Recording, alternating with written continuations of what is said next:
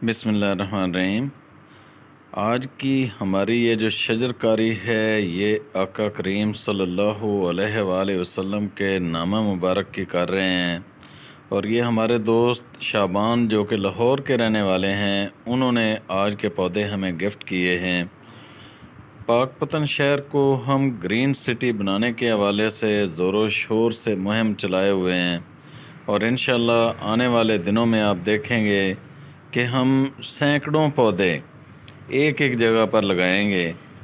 तो मेरी आप तमाम भाइयों से ये गुजारिश है कि इस मुहिम का हिस्सा बने और पाकपतन शहर को सरसब्ज़ करने के हवाले से हमारा साथ दें, ताकि हम बड़े पौधे इस नहर के किनारे पर लगा सकें, जो कि आने वाले मौसम बहार के अंदर एक तनावर दरख्त की सूरत में नज़र आना शुरू हो जाएं। हमारी कोशिश यही होती है कि हम बड़े पौधे लगाएं। पाकपतन का कोई भी अदारा, पाकपतन के वो स्कूल हों, कॉलेजेस हों, हॉस्पिटल हों, थाने कचहरी या कोई भी ऐसी जगह जहां पर पौधों की ज़रूरत हो, तो वो हमारे साथ इस नंबर पर रब्ता कर सकते हैं। इंशाअल्लाह हम आपको बड़े पौधे गिफ्ट करेंगे और आपके साथ मिलकर लगाने की कोशिश करेंगे।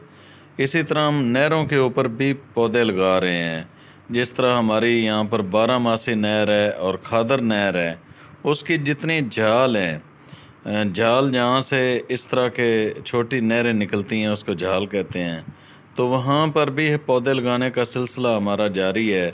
और वहाँ पर हमारी कोशिश है कि हम बोर्ड, पीपल और इसके साथ साथ अर्जुन जैसे बड़े पौधे लगाएं जिनकी उम्र काफ़ी ज़्यादा होती है, ताकि हमारे इस दुनिया से जाने के बाद वो हमारे लगाए हुए दरख्त कई नस्लों को साफ़ सुथरी ऑक्सीजन देते रहें।